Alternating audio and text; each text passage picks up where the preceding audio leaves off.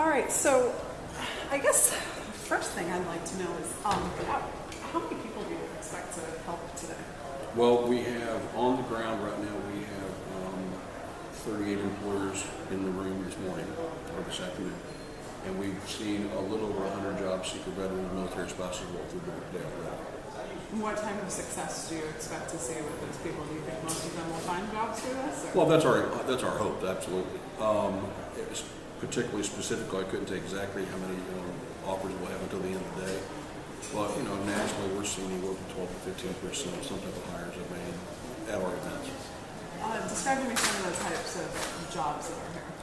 We've got, for example, our partners with the Quinta Inns are here today. HCA Medical Group is here today. We're one of our partners. We have the CIA is here today. Florida Department of Corrections is here today. We have several banking institutions here. Bank of America is here. We also have Transamerica, for example. We have First Command Financial, another one of our partners. Locally, we've got a couple of smaller agencies here that are locally based here in the Tampa area. So we've got everything from entry levels to upper management position. Now, these partners that you work with, do they practice any kind of preference for military veterans? Well, I don't know about how the partnerships work, but I do know that the employers that are in this room, all of them are veteran friendly. Their companies are looking to hire veterans. When they agree to come to our events, their agreement basically reads that there's a agreement for work. So tell me why this is important. Presumably these people have experience throughout their military career. Why is it a challenge for them coming back in the civilian life finding?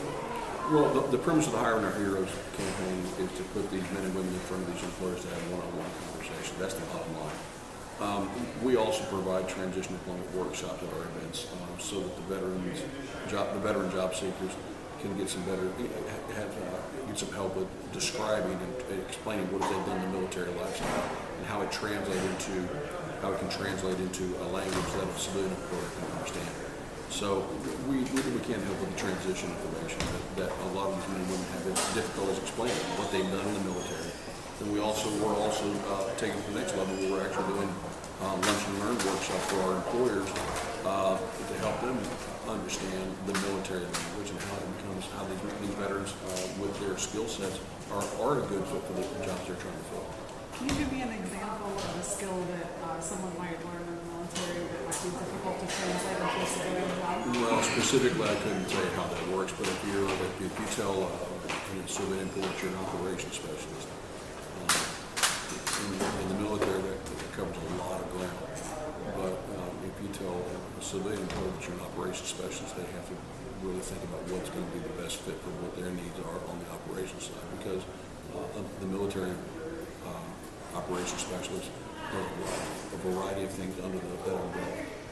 So it's really kind of just giving them the tools and how to articulate more specific detail. That's exactly what we're trying to do. Is assist them with, again, taking the skill set that they have brought to the table in the military and how to best translate what it is that the civilian employees look for.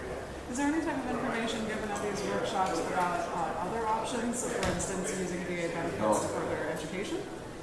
It does come up in our conversation. In most of our events, I generate events in the southeast part of the country. It's not uncommon at all for the VA to be here and for the VA to represent their side of what they bring to the table, whether it might be both rehab or it might be the benefit side. The VA sometimes will bring their groups, their hiring teams to actually have jobs at the VA. So to have the VA on the ground, I think will largely really help. Here today in Tampa, we've got the Career Source Tampa office, which is part of the Florida Department of Labor. So they're here bringing their information, what's going on, that's working well here in the Tampa area for the veterans here. Just a few logistical things. How are you guys funded?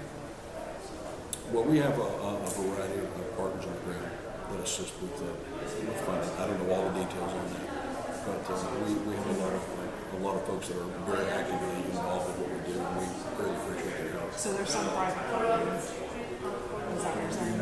Not that I'm aware of. I don't know how to. I really don't. Okay. I'm just trying to figure out if this is like a federal program, like federal funding, or if it's Nothing. donor-based. I don't talk about funding because I don't know. Well, I can't blame you. Yeah, I don't know, and it's not my place to really. I know I have it written down in my press release, but just so I have it in my audio file, can I get you to just say and spell your name for me, and also tell me how you'd like me to introduce you? My name's Ernie, E-R-N-I-E, Lombardi, L-O-M-B-A-R-D-I, Southeast Regional Associate, United States Chamber of Commerce Foundation. I would prefer you take the financial thing out of that. Oh, this all gets edited. Yeah, well, yeah, As does that. because I don't know. Now, I'll tell you what you may want to do.